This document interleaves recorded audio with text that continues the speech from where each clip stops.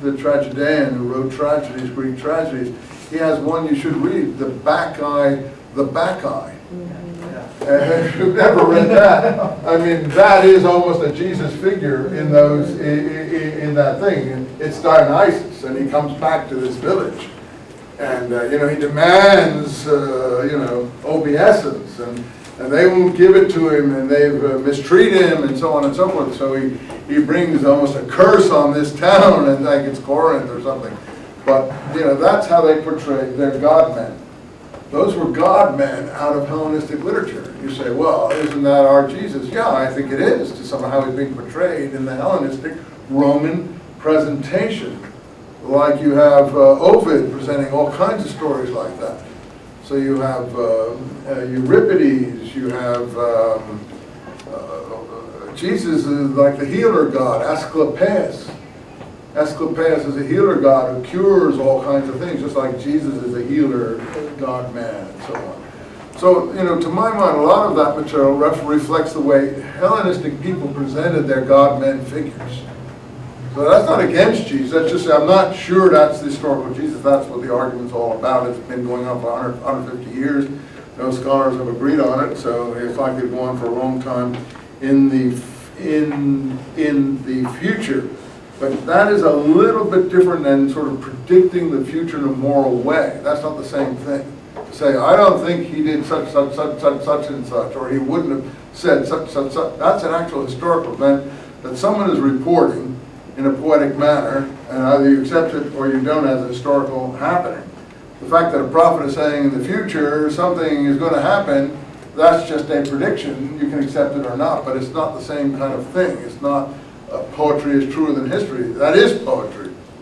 Either the history is going to occur or it isn't. I'm just showing you what the difference is. So as I said, many Protestant groups feel that, these kind of prophecies are being fulfilled in our time, or have been fulfilled in our time. And I understand how they feel.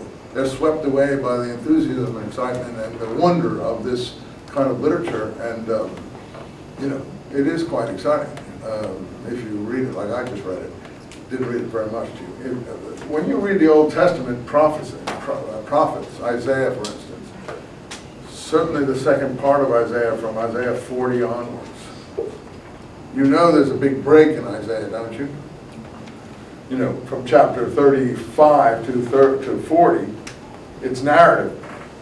It's taken out of the book of Kings. It parallels the book of Kings. So there's an early Isaiah, which we prophets call Isaiah 1.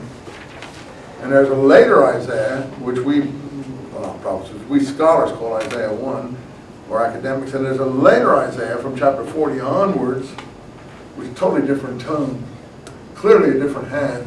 Another person is writing it, we call it second Isaiah. There's an example of pseudepigraphic literature. Why would second Isaiah call himself, if he did or didn't, I don't know, or her, Isaiah? Why would he or she or someone else tack it on to Isaiah? Because he wanted the authority of Isaiah. I'm going to do this when we do the return for you, but what is second Isaiah talking about?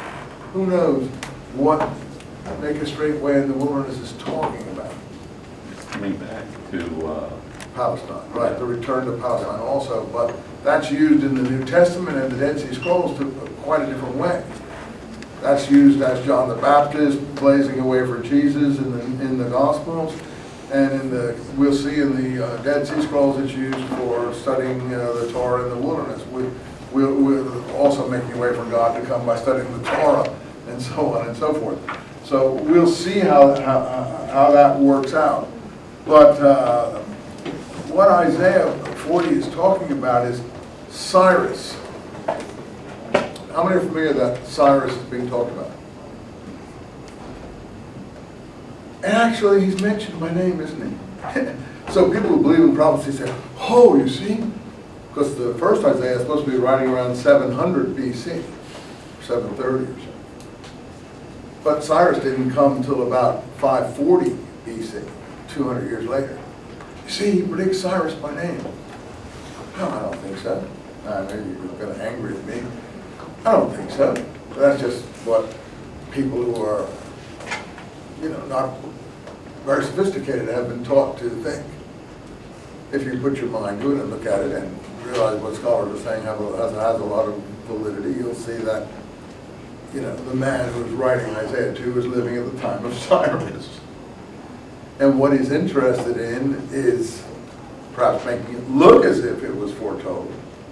But he's also interested in the great decree that Cyrus made. What is the great decree that he's pictured in Isaiah 44? So I'll show you. To build the temple. No, it's not quite that, almost. Maybe build the temple, let's see. Let's just look at it to be sure what it is.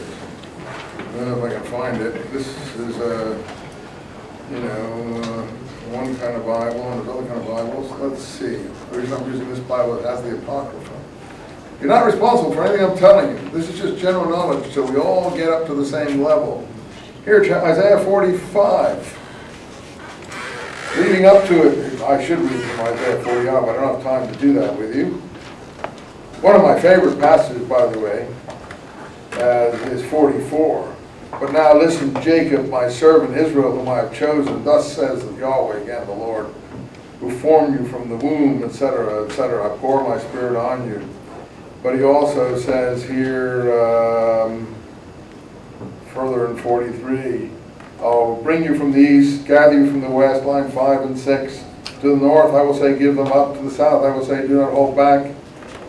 Bring back my sons from far away. It's the same sort of thing which Ezekiel is saying. He says he's going to put water in the wilderness, rivers, to allow them to return, you see. And he also says in chapter 43:16, thus says the Lord, Yahweh. Thus says the Yahweh, who made a way through the sea, a path in the great waters. What's he talking about there? The old miracle God is pictured as doing in Exodus, of parting, some of you were asking about that, parting the Red Sea for Moses. You see, before I put a path through the great waters, 43:16, who put chariots and horses in the field and a powerful army which lay there never to rise again, drowned, he's referring to the miracle of Moses this time. Drowned Pharaoh's chariots in the waters. Yes, put out like a wick snuffed out. But look at line 18. No need to recall the past. Not talking about the past now, folks. No need to think about what was done then. I'm doing a new deed. It's like the past, but the new deed is the present. Even now it comes to light. Can't you see it? I'm making a way in the wilderness, paths in the wild. The new deed